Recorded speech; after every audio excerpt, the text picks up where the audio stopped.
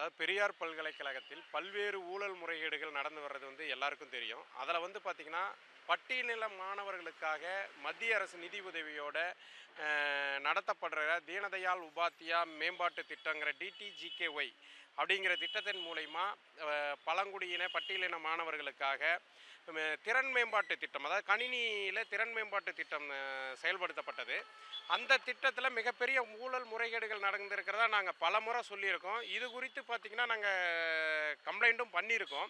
இந்த சூழ்நிலையில் அந்த திட்டத்தில் பயன்பெறக்கூடிய மாணவர்கள் அவர்களுக்கு நடந்த முறைகேடுகள் தொடர்பாகவும் அவங்களுக்கு இப்போ நடத்தப்பட்ட முறை குறித்தும் தமிழ்நாடு பட்டியலின பழங்குடியின நல ஆணையத்துக்கு வந்து பார்த்திங்கன்னா ஒரு புகார் கொடுத்துருந்துருக்காங்க.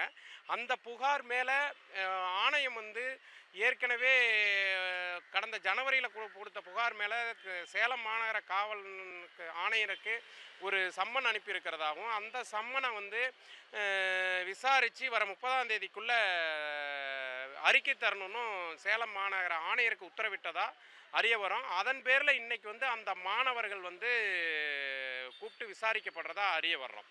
இதில் வந்து மிகப்பெரிய ஊழல் முறைகேடுகள் நடந்திருக்குன்னு நாங்கள் பல முறை சொல்லியிருக்கோம். இப்போ வந்து பார்த்திங்கன்னா அந்த மாணவர்களே இதில் வந்து நாங்கள் பாதிக்கப்பட்டிருக்கோம், நாங்கள் வந்து தாழ்த்தப்பட்ட பழங்குடியினர் அப்படிங்கிறதுக்காகவே நாங்கள் பாதிக்கப்பட்டிருக்கோம், எங்களை தரக்குறைவாக நடத்தினாங்கன்னு புகார் அளிச்சிருந்தா தெரிய வருது. அதாவது இந்த திட்டத்தோட நிதி வந்து பார்த்திங்கன்னா நிதி ஒதுக்கீடு 2.5 கோடி ரூபாய். அதாவது இந்த மாணவர்கள் தங்குமிடம், உணவு எல்லாம் சேர்த்து.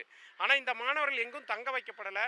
அதாவது A1 தொழில்நுட்பத்தில் பயிற்சி தரதா சொல்லி 3D தொழில்நுட்பத்தில் பயிற்சி தராங்க, அதுவும் தந்திருக்காங்க. அதுவும் இல்லாமல் பார்த்திங்கன்னா அவர்களை எங்கேயும் தங்க வைக்காமல் அவர்களுடைய வீட்டுக்கு அனுப்பிட்டு ஆன்லைன் மூலிமா கோர்ஸ் நடத்திட்டு இவர்கள் வந்து பார்த்திங்கன்னா தங்க வச்சதாகவும் அவர்களுக்கான உறைவிடம், உணவு இதெல்லாம் வழங்கப்பட்டதாகவும் போலியாக பில்கள் தயாரிக்கப்பட்டதாக அறிய வரோம். அது குறித்த புகார் தான் இந்த விசாரணை நடந்துகிட்டு இருக்கு.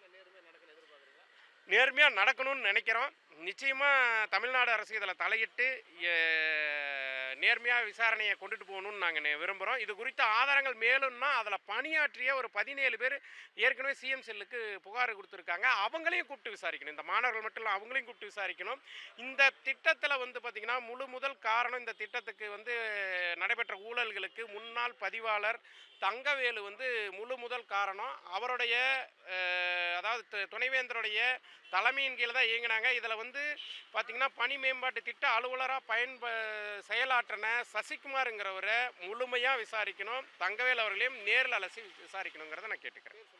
சக்திவேல், பெரியார் பல்கலை தொழிலாளர் சங்கத்தோட பொதுச் செயலாளர்.